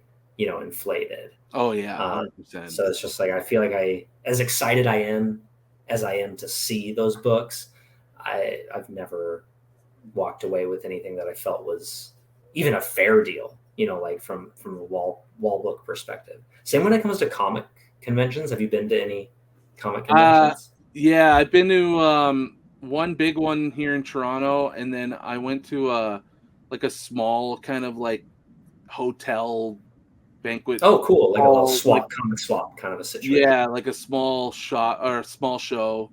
That was recently. That at the small one was pretty good. Like I actually got I wouldn't say I got any like massive keys, but I got a bunch of Warlock books that were, you know, um, pretty decent, and I got Just like them. some fairly priced stuff, some Yeah, stuff and that's and like like I was able to work the guys down from the marked price and stuff, so I felt like I did cool. okay there. So the show in Toronto, I think I bought some run filling books and stuff, but no big wall books. It's just overpriced. Yeah. It's out of control. So Yeah. Same experience. Right. yeah. All right, man. We've been going for like 2 hours. Yeah. Great chat. Yeah, totally. Don't want to keep you much Well, I longer. could go for another. I could go for another one. I know. I just don't know if That's anyone's all. gonna watch beyond 2 hours. Not to mention the editing that you're gonna have to do. Yeah, It's a nightmare. it won't right be there. too much. I'll probably just run it most of it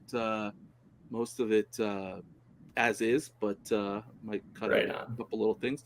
But yeah, it was been great chatting you. Yeah. And plus this way we could save some material for the next chat. And Yeah, I'm down. yeah, wouldn't mind like grabbing another collector or two for future chats to come on in and join us, and would be I'd good. love that. So, Yeah.